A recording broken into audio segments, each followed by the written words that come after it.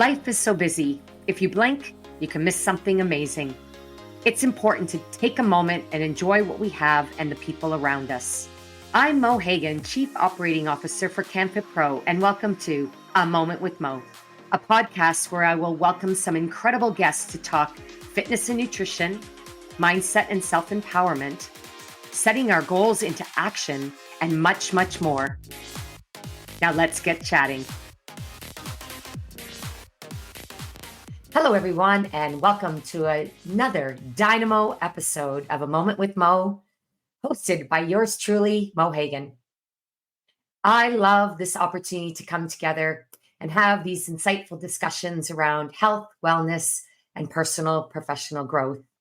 It is the guests that I bring onto the show that really bring a different and dynamic conversation.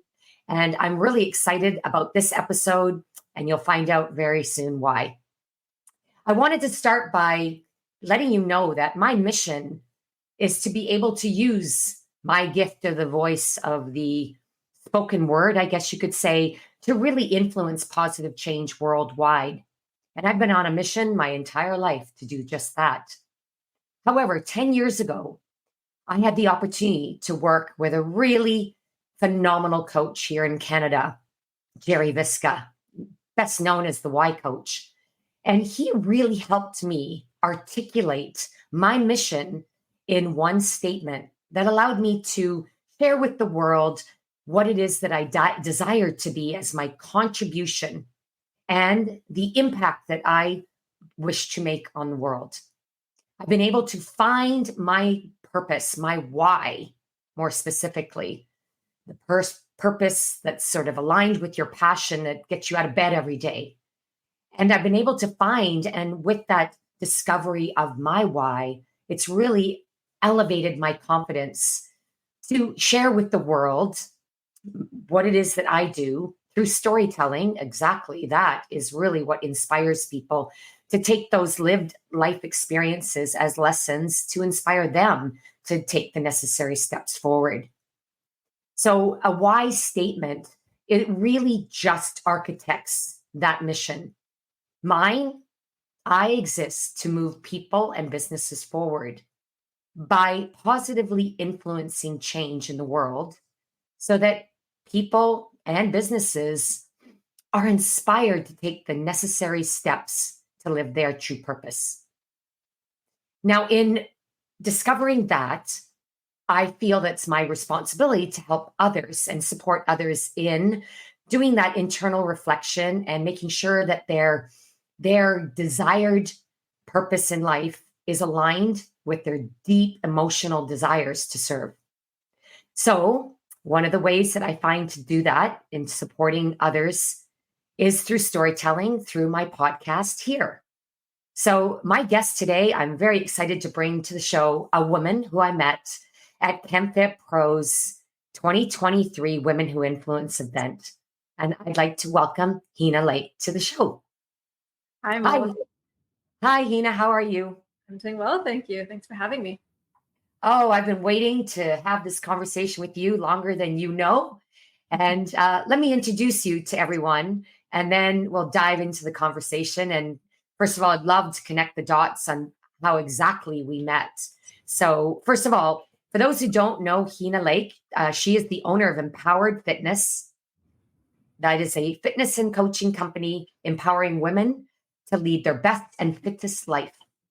Hina is a body transformation coach, has a Master of Science degree, is a CanFit Pro certified personal trainer specialist, and healthy eating and weight loss coach, and Strong Formula certified. Hina's coming to us today from Edmonton, Alberta. And to connect the dots, I just wanted, we were sort of reminiscing before the show about the opportunity that we had to meet each other last year. And I was privileged, Hina, to recognize you as a top 3 finalist for the Sharon Mann Inspiration Award and Scholarship. Mm-hmm. And really, your story really needs to be told beyond Women Who Influence. So that's my way of inviting you here today to have that deeper conversation. So Hina, it was so great. And I know we'll talk about our mutual friend and industry legend, but really, it's when I think of Sharon Mann and I hear your story and the impact, the personal courage that you've had and you have served in your mission to do something that you were told did not exist, wouldn't happen, couldn't happen, or question why are you doing it? And really your ability to take your passion and your purpose and grow your brand and your business. Also the ability you've had to influence others in your very impactful network, and also the impact you've had on your community is all the things that Sharon Mann stood for and exemplified. And I know if she was here today, she would be so proud to know you and to know that you are helping to live out her legacy. So, on that note, welcome to the show. Thank you so much, Mo. Oh, I am truly touched, and I truly see this as an honor. So thank you for the invitation. And I am trying to just be in this moment and feel totally, completely grateful. well, my pleasure. And thank you for saying yes and stepping in. It is something that we'll talk about a little bit later, the importance of stepping up and helping to lift others up, whoever that they may be. In this case, we're going to talk about why we should nominate someone for an award like the Sharon Mann Inspiration Award and Scholarship. But before we go there and help others, let's share more about your story. Much of the power to influence comes from your personal story, Hina, and your lived experiences. And I would love to know, how did your early life experiences shape your aspirations today? Absolutely. So, growing up, I was always a very bookish child. I loved school and studying, but I secretly admired people that were athletic and thought they had some sort of superpower or super genes because they were able to be, fit and athletic and fast. But I very much was just, kept my nose in the books, and I was reinforced that in so many different ways throughout my life. Um, I distinctly remember, for example, in grade 6 in gym class, when the whole class is split up into 2 teams and there's 2 captains and they pick people from the class. And I was the last one picked. And I thought, oh, gosh darn it, I didn't know I was that bad. I didn't know I was that bad at sports. So it just kind of reinforced that, I meant to just stay in my lane. And I did. And I did what I call what immigrant parents want for their children, and check the boxes in life. I got straight A's, check. Go to university, check. Get married and have children, check. Did all those things. And I did work in healthcare for 18 years, and I loved my job. I worked with fabulous people in patient safety and in the policy world in healthcare. But I was so burnt out. At one point, I was really burnt out. And that's when I turned to both faith and fitness, and it was a game changer. I got in the best shape of my life. I couldn't believe how great I felt. I had like a pep back in my step, and I literally wanted to scream it from the mountaintops to women around the world, like, hey, mamas out there, you can be fit, you can be active, and still wear all the incredible hats that you need to wear. And that really did lead me on another trajectory in my life. Wow. I'd heard your story. I actually was privileged to review your nomination for the award. And yet I learned so much about your story that brought you to where you are today. And it is quite a transformation, which is I would imagine part of your mission to serve the world with your why to help transform others through everything that you do. You mentioned a pivotal moment in that game in school where you got called over and you were the last chosen. We have something in common, my friend, because I think they called it Red Rover. And Oh, I yeah. was always called last. Red Rover, I call Mo over. And then Right. you'd have to run, right? I was last too. And then I kept showing up every day at recess because I thought, I am not going to be last today. But it's always powerful when you meet people and you know that you have a connection, and then you realize through the power of storytelling, your connection is even deeper. And what I really admire is how that, you check the boxes, but there was something more that you were meant to do to serve your gift in the world. So thank you for sharing that. I am going to ask though, can you recall a specific moment where perhaps it was faith that sparked your desire to embark upon fitness for yourself? Was there a moment like that, or was it a journey? Yeah, a bit of both for sure, but I can definitely think of one moment in particular. I grew up in northern Alberta in Fort McMurray, and my parents were hardworking immigrant parents. They would be off to work in the morning, so my sisters and I, we would get ourselves ready in the morning. And I remember turning on the TV and finding this lady who was enthusiastic doing a workout. And so I thought, well, this I can do. So I, next to my parents' waterbed, I would put on the TV and I would start doing the workout, before 8 a.m., before we would walk to school. And I felt great. I did it for about a week. And I remember thinking, like, I'm going to go tell my friends and say, like, look at me and, come join me and try it. So I remember I walked to school, and during recess, I told a friend, hey, I'm doing this really cool workout in the morning and you should try it. And she kind of looked at me and said, well, why would you bother? You're brown. You'll never have abs. And I remember just going completely deflated. And I thought that just went into my subconscious. Like, because of who you are, you're not meant to be fit. You're not meant to live a certain way. You need to stay in your lane. And so I did. I really did. And it reinforced things in my mind that I saw. Like, for example, there wasn't very many people in my extended family that were fit or active. I didn't see anyone that looked like me on TV or in the movies that was portrayed in a physical, active way. We were portrayed as, say, the engineer or the doctor or the lawyer. Sure, you can be that, but physically fit and active, no, that's not in your wheelhouse. So that really did go into my subconscious until later on in my life, when I did get in shape, and I just realized, like, no, fitness is for everybody.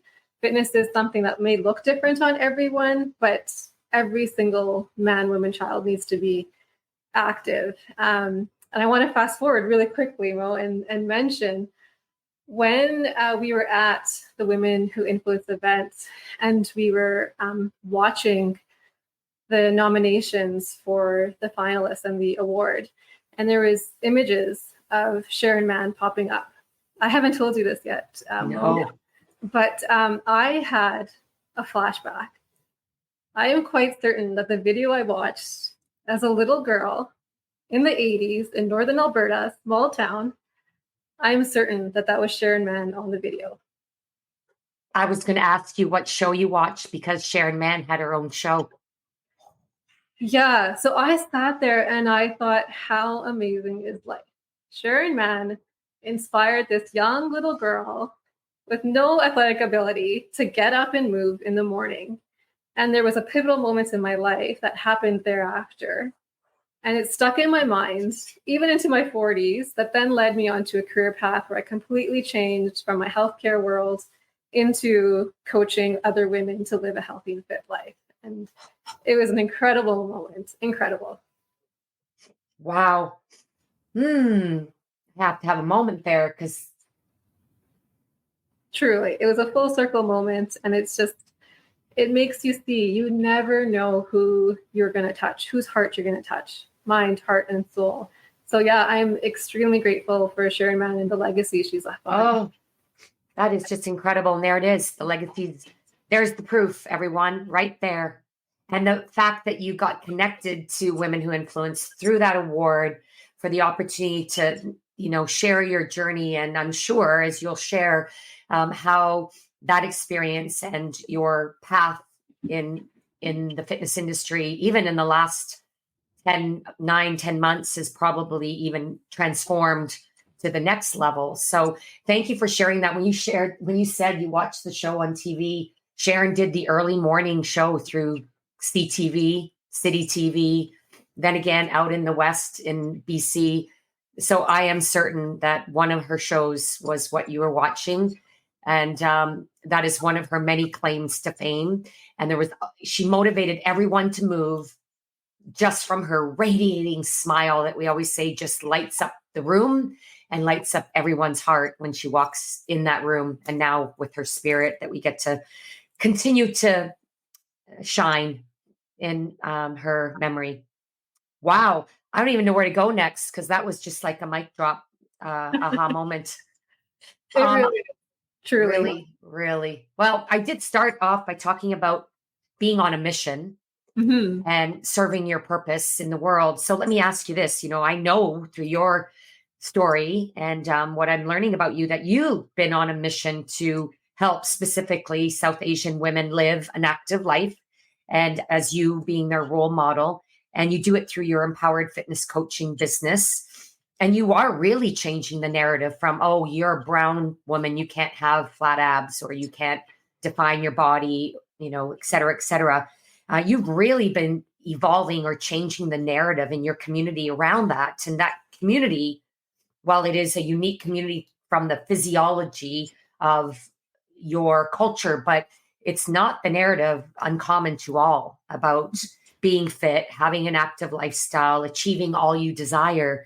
Um, in your story, you talk about it starts with filling up your own cup. Can Hmm. you expand on this?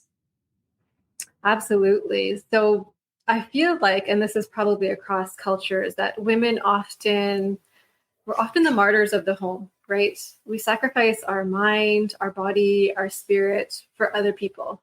Um, I mean, you can even look at pregnancy. I've had 3 pregnancies myself. I've suffered 2 losses or two miscarriages. So we do sacrifice our body for other people and our loved ones. And we do that at our own expense sometimes, at our expense of our health. So I am really trying to change that narrative, that it's okay to fill up your cup first. First, you can't pour from an empty cup. We know that. And it's okay to take out that time so that you feel good, you have the energy, you're keeping yourself healthy, and then able to serve others. So filling up your cup, it's not selfish, it's necessary. It's something that I think every single woman needs to do. And it is a narrative change for sure. Like, we need to stop being just the martyrs for everyone else, and not have time for ourselves. So even if it's 20 minutes a day, just carving out that time to fill up your own cup. And for people, it could be different things. For me personally, it is fitness and exercise, whether it's like journaling or writing or reading a book or meditating or prayer. You need that time to focus in on yourself and take care of yourself, for sure. I totally agree with you. I heard it coined, taking time to fill up your own cup. It's not first, is not selfish. It's self-care. I've heard it Absolutely. coined that. And it's kind of like the analogy on the plane where, the safety video says, put on your own oxygen mask first, then you can help others. So it's the same, analogy. And it makes total sense when you think of it that way, but why not in our daily as well? And you're absolutely right. It's not how much time you invest. It's the fact that you invest that time to fill up your cup, Mhm. because those actions repeated over time create habits, and those habits evolve into a lifestyle that is one of self-care, self-development, self-empowerment. And that's how then we can truly, serve our purpose and Mhm. continue to be on our mission, and not to experience the burnout that many of us experience at times, and will deny, not only being martyr, but in denial of the fact that you're not Wonder Woman every single day or Superman. Mhm. But I love how you shared that, and you really emphasized doing it first. And I hadn't heard it coined before, being the martyr in your home. That's really real. It's real. Yeah, and because I've seen it so many times again and again, and now speaking with friends as well, like it's particularly their mother that would just bend over backwards, right, for their children, the home, and their loved ones, and their health would suffer. Like, for example, they would do an amazing, incredible dinner for loved ones, and then they're in bed for 2 days because their back is sore. So, Mhm. and I hear it time and time again. And, I saw it with my own mother, who's a brilliant woman, hardworking, and she shows her love and sacrifice through her actions. So she's always, giving and doing. But there's a cost to it, right? So Mhm. I feel like if we just carve out that time for ourselves, we're then able to feel good and show up and serve in a way that is fulfilling to ourselves and others as well. Brilliant. So, what does this all mean for the South Asian who wants to be fit? And perhaps you could touch on the uniquenesses of health and risk factors to the South Asian culture. Yeah, absolutely. There's a lot to unpack. So I think, and we'll get into this. So the three biggest things is for South Asians, exercise is a non-negotiable because of our risk factors for certain diseases and illness. And I know we'll get into that. So exercise, non-negotiable, and we can talk about why in more detail. We really need to focus in on our nutrition for many different reasons, but particularly as South Asians. And third key message is start today. Yesterday was the best time. If you didn't do it yesterday, then start today, focusing on your health, dialing in on your nutrition as well. Mm. And why? So, tell us more about this. Why is it so important? What are the challenges a South Asian faces, and how can fitness really transform health, not only physique? Yeah, absolutely. Okay, so let's dive into that. There's a lot to talk about, and I get super excited and passionate about it. So, South Asians, even what does that mean? So, Yeah. South Asians is a very diverse group of people. It's people generally from India, Pakistan, Bangladesh, Sri Lanka, Bhutan, Maldives, and then Nepal. So, very diverse group. We speak many different languages. We wear different clothing, different traditions, different foods. But we do have a unique body composition, lifestyle as well, and very unique risk factors for disease. So let's talk about body composition first. So as South Asians, we tend to have low lean muscle mass. So Mm. we have less muscle mass to begin with than the general population. In addition to that, where we carry our fat on our body is different compared to the general population. As South Asians, we tend to carry fat in our muscles, our abdomen, and our liver, which is known as visceral fat. And visceral fat is more dangerous than subcutaneous fat, which is just below the skin. Now, because of how we carry our fat, we're more prone to three things actually: diabetes, heart disease, and obesity. So because we have Mm. that low lean muscle mass relative to our height, we're more susceptible to type 2 diabetes. And according to Stanford Health, South Asians are 6 times more likely to have diabetes, type 2 diabetes, than the general population. We're Wow. also, yeah, these are alarming rates. And this is something that most people don't know. And I really want to share this broadly so that people know you have these risk factors just on the basis of your ethnicity. So, for example, I was not born in Pakistan, I was born here in Canada, but I still would have some of these risk factors because of my ancestry. Mm. Um, so we're 4 times more likely to have heart disease as well. And this is truly, truly alarming, is that we're more likely to get heart disease 10 years earlier than the general population. Holy moly. Yeah, Wow. yeah. Whew. And then so some Canadian data. As South Asians, we actually have the highest prevalence of cardiovascular disease across the country. So we now have all of this research pointing to one thing. The reasons for all of this, of course, like why is our body adapted to certain ways? That could be for another podcast, but we're actually starvation adapted because our ancestors survived many famines decades ago.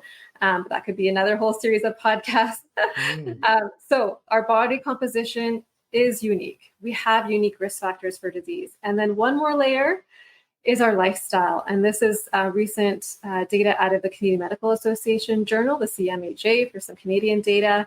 We are one of the most sedentary populations in the country. Mm. And we consume some of the highest amounts of carbohydrates, which means we're not eating in a very balanced way. So if you take all of these factors and look at the picture of body composition, our risk factors for disease and illness, and our lifestyle, it means we really need to focus on physical activity and nutrition. It also means as a South Asian, you have risk factors you cannot control, which is your ancestry. You can control your diet, you control whether you smoke or not, but we can't control our ancestry. So all the more reason to be physically active. Wow. If that's not motivation to move, what is? And without the knowledge and the work that you do, I'm certain there will be a lot of people that don't even know the risk factors. Their health is not as great as others. And they just think, well, that's life. But oh my gosh. Oh, wow. I think It's of the so work that you do and just the compound effect. My gosh. and it's interesting you say that because growing up, we would just hear these things and you would assume that that's just the way it is. Like I would hear about a sugar problem, which really was people that were pre-diabetic and were struggling with their sugar levels. And oftentimes we grew up and we regularly heard about our parents, their friends and loved ones that suffered a heart attack at a very young age, in their 30s and their 40s. And so now I understand why. Now the data is pointing to why and the research is showing why. And it's a fascinating time, right? Where fitness and research and ethnicity is intersecting. And how amazing is that we now have this knowledge? Incredible. I think about as I grew up when I wanted to give advice to my friends and family who often would say, well, I'm overweight because, and I can't exercise because, and, it was a luxury and I don't have time. You try to give advice when you're empowered with this knowledge that we learn in school and through our own passion to learn just how we can change our risk factors or influence our risk factors, those things that we can't control, we can still influence to minimize. But yet it's really hard sometimes to give advice when people aren't ready to receive it.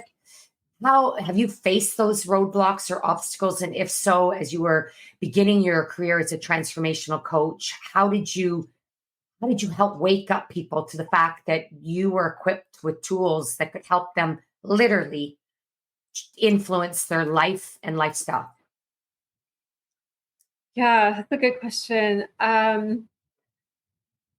think I led by example. So I focused on myself first, getting in shape. Um, I did the 9 to 5 grind for 18 years, with a very busy household. And so I did home-based workouts. That's what worked for me. That was my lifestyle.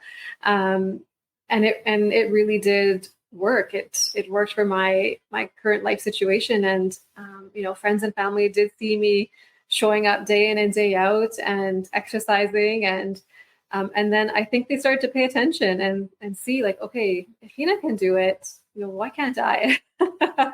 So I think, you have to sort of practice what you preach. And I'm grateful now that there's now more and more women that are realizing, the importance of being physically active and working on their physicality and building muscle mass. So I think leading by example really does help. I think being with like-minded people, that inspire you and kind of show you the way and are steps ahead of you to kind of open your mind to what is possible truly helps as well.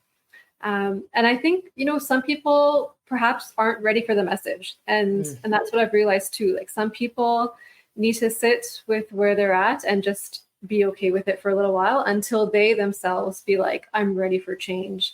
Because I know from my own life experience, like pain sometimes can be the biggest motivator for change. So it's almost like when you feel like you've had enough and you're like, okay, now I need to do something different because status quo isn't working. That's when the magic starts to happen and they're ready to take that big investment into working on themselves for sure. Oh, yeah, so true. And the message here, everyone, is that keep leading by example, keep passionately sharing your message, keep putting out the offers to work with you, to help you. And when they say, right, when the student is ready, the teacher appears, or maybe when the teacher is ready, I think it's more the other way around. But I do believe that when they're ready, because they've hit that point where there's more pain than pleasure, they remember, wow, Hina is doing this. I'm going to work with her now. So never forget that your mission is going to touch someone when they're ready, and you just never know who will call you tomorrow and seek your help. So I'm sure you've you've had that very rewarding journey, but I'm sure there's been times along the way where you just want to shake people and say, I know how to help, but they're not quite ready yet. So fair enough. And thank you for sharing that reality. You talk about fitness as being your go-to and how it helps fill your cup. If there was something you'd layer on top of fitness for you, as we talked about that earlier, I'd first love to know what would be the second thing that would help fill your cup. Might fill up my own cup? Yeah. Oh, geez. It's really funny because my sisters know, like, that I definitely need to fill up my cup in the morning. Otherwise, I'm a totally, totally different person. So, for me, filling up my cup is a few things. So, exercise is non-negotiable. I exercise for 4 to 5 times a week. I try to get in my walks as well, at least 2 to 3 times a week. I very much at this point in my life, I'm in my 40s, I need my quiet time. And I know we're going to talk about a little bit about self-care, but to me, that is my time to kind of recenter and really check in with myself. So in my household, we talk a lot about legacy and the path we want to leave behind us. So I regularly check in to see, am I aligned with my true value and purpose? Am I showing up the way I want to show up in this world for my children, my family, my loved ones, my neighbor next door? That time to me is really, really important because for quite a while I was running on burnt out, and you can be in burnt out zone for a while, but it's not sustainable. And I don't want to go back to that. So I need that quiet time to really check in with myself. And I would love to say I do that daily. I really try to, but of course it doesn't always happen. But it is something that keeps me really focused and I would say grounded. And it really helps me to cancel out all the noise that is out there. Wow. Well, that's a great segue to my next question. What advice would you give your younger self when it comes to self-care, self-development, and or self-empowerment? Yeah, great question. So for self-care, I feel like, people generally talk about self-care about like going for a massage or getting your nails done. And I think those are all important too. But I really want women in particular to use that self-care time to get to know themselves, really care about yourself. Check in on your values. What do you want to accomplish in life? Write it down if you can. Have a quiet moment. It could be at home or at the park. But really take that time to get to know who are you? What do you stand for? What are your values? What do you want to accomplish? And then that way you can go out and do it. Like go out and be with people who have done the things you want to do, and be in their space. Ask them questions. Like they're often the most, say successful, accomplished people are the most giving because they look for keen people and want to help them. They're just helpful people. And so I would definitely tell my younger self that, like, don't be afraid to knock on someone's door and say, hey, I admire, respect you, and I want to do what you're doing, and can you show me the way? And I guarantee you they will definitely will. Self-development, be a student. I'm a lifelong learner. I think it's really important to continue to grow and be in new spaces, attend the course, go to the conference, travel, open your eyes, be in new environments. Because that way you're learning, you're growing, and you're transforming. And I think it's a beautiful thing when people become better and better versions of themselves. So if you're status quo, you're kind of stuck, right? But if you're self-developing and growing and learning and transforming, I think of the transformation of a butterfly. You're spreading your wings, and new and exciting opportunities will come your way. That's a beautiful, beautiful analogy of the caterpillar to butterfly. Yeah. Did you want to add something to that? And I was just going to add around self-empowerment because that's the name of my my coaching company. So I love the word empowered because I truly feel like fitness is a vehicle to feel and be empowered. So empowered means like having the power and the authority to make decisions in your life and having control in your life. And I really want that for every woman to feel that way, that they have the power, control, and the authority in their life. And fitness is a vehicle to do that. So you feel the confidence, you feel the energy. And with empowerment, you have the tools and resources to live the life that you want to live. And I always say, like, empowered women will empower others. Wow. Empowered women will empower others. Well, that is very true when you think about it, because when you have power, you have the ability to serve others. You also have the responsibility. But I love what you said about, successful, highly successful women and men who, however you identify, they come to a point in their life, especially they feel it is not only their gift, but their responsibility to help pave the path forward for others. And when we talk about what advice we give to our younger self, you made me think, I'm going to meet Mo at some point. I better get to know her sooner in life than later, because I can enjoy more of what Mo can, best do if I know who Mo is. And I will confess, Hina, I spent, I think it was my generation, I spent decades being always on the move, trying to accomplish more, that there were times where I'd look back and go, what did I do last year? And I could not even remember, except that I was busy. And then because I didn't take that self-care time to have quiet time, to reflect on my values, align them with my goals, and align my actions with my desires. And sometimes we can get out of sorts with that as well. And so I think, your advice and what I said off the top of the show about explore, whether it's working with a great coach like Hina, or a coach that will help you architect your why. As Jerry always says, why stands for world helped by you. Take that time, invest in you. You mentioned that, take care of yourself, fill your own cup. These are all really great strategies and life lessons, and great advice to share with others. And I love asking the question, because everyone has similar but unique piece of advice to give. And I love your definition of empower. You've got not only the name of your business, but I think a podcast or a book coming your way. Just saying. Anyways, on that note, Hina, how can folks find out more about you, learn about your business, your services? Tell us how people can best connect. Absolutely. Would love to connect with anyone interested. You can find me on Instagram, Hina_empowered fitness. You can visit me online, empoweredfit.ca. I also have a online community. You're welcome. Anyone is welcome to join us.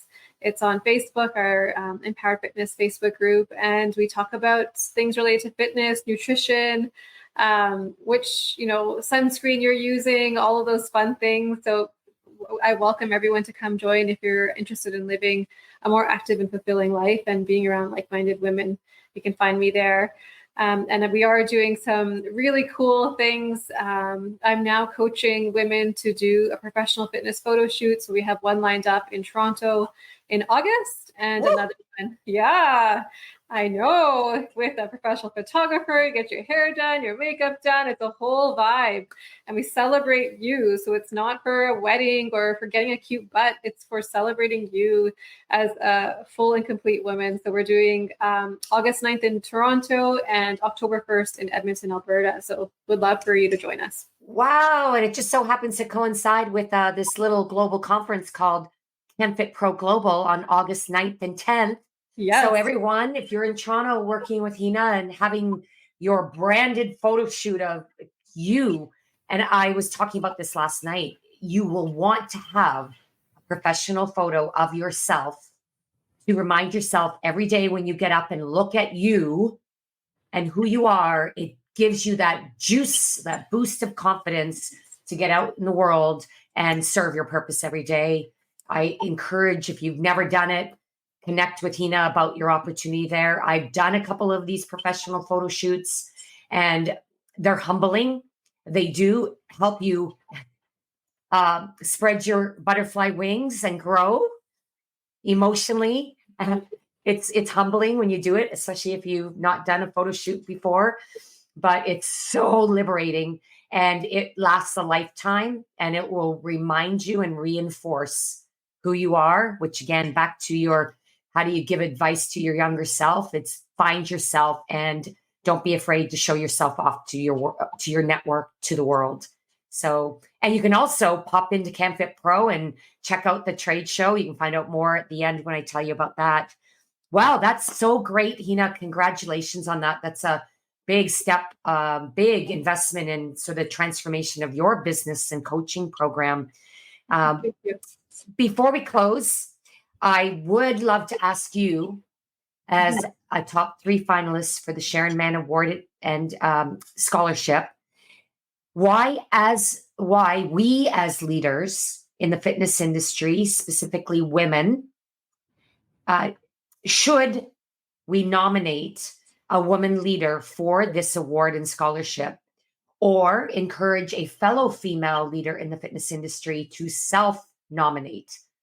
Tell us why, because this is going to be powerful advice, everyone. Because some of you are probably thinking, well, I've been thinking about applying for this or nominating a friend. Why should you take action on this? Mm-hmm. Yeah, I think every woman has a story of resilience and perseverance. Whether it's your own body transformation or coaching others or getting out of a bad situation and taking care of yourself.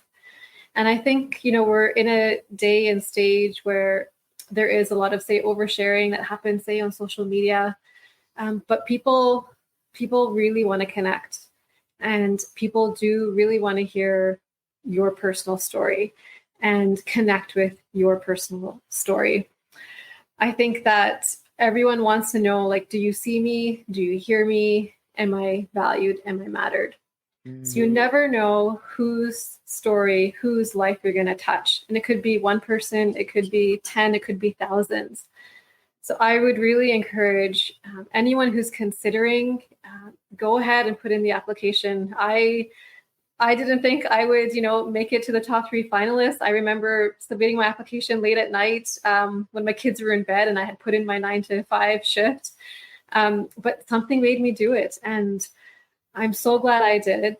I'm so glad it went forward, because you get to meet incredible women. You get to go to a lovely event.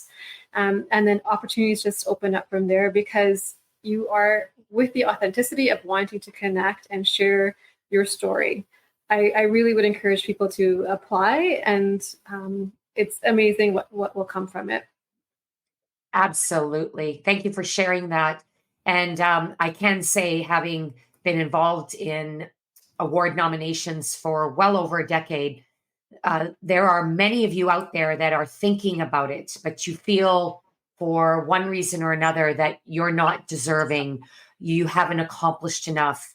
It's nothing to do with that. It's what exactly you said, Hina. It's about your story needs to be shared with the world. And this is a platform or a vehicle to allow you to, come into a bigger circle than your own, to put your story out in the world. And it's when you give power to your story through sharing it, that it gives you power to continue to do what you do. It's a really empowering experience, even if it's, and would you feel free to comment. I was going to ask you if you would agree, but feel free to not agree. But even the exercise of putting in a nomination or nominating someone else and going through the process of answering the 4 questions, what was the experience? Like, did you find just the exercise itself was empowering?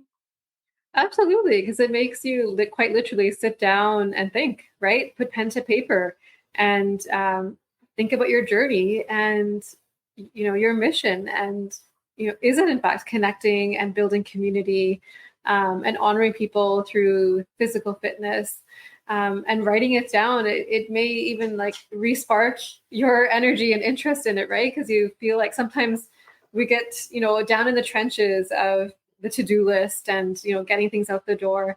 And we kind of forget about the bigger picture and our true purpose of changing and transforming lives. So I think, writing down in an application exactly what your intent is, what is, your mission, your vision behind your business and your journey. It's again quite centering to do that, and it makes things feel all the more meaningful. And I'm all about that, of adding more meaning and value into everything that we do. Oh, perfect. Amazing. Well, thank you, Hina. And for those that are interested in learning how to either submit a nomination for yourself or nominating a female in the fitness industry that you are, looking to for that path to find for your own journey, please go to canfitpro.com. Scroll down to the very bottom, the blue bar where you'll see awards, and you will locate in the menu bar the Sharon Mann Inspiration Award and Scholarship nomination. And nominations are open until the end of May. So get on it. And in doing so, again, even if you apply and it takes you as far as it's meant to this year, the journey, the exercise of doing so will be, just as you said, Hina, rewarding and inspirational on its own. And this year, I want to let everyone know that we will be celebrating women in the fitness industry at a different type of event this year for Women Who Influence. It'll be a tribute to women in who lead and influence. It'll be a session within the CanFit Pro Global Conference on Saturday, August the 10th. You can find out more about this session and all of the sessions which are part of the 31st annual CanFit Pro Global event at, again, www.canfitpro.com. And you can /to events, and you'll easily find more information and the entire schedule at a glance. As we close, I just want to also share that if you have heard something here today that sparks your interest, of course, you can reach out to Hina and or myself. And if you are looking sort of to start your commitment to self-care in finding out what it is that you need for self-care, self-development, self-empowerment, and you haven't yet downloaded my 2024 guide to moving your self-care, your self-development, and self-empowerment forward to create the everlasting change you desire, then go to my website, mohagan.com, download it today. It's absolutely free. And until next time, I always end by saying, keep on moving, and perhaps moving forward today looks like this. You will share this information with your friends or your network by sharing this podcast or any of the episodes in the A Moment with Mo series. Bye from now, and thank you, Hina. You are absolute delight. And I truly feel that I won the lottery today, having the opportunity to speak with you. Thank you so much. Honored to be here.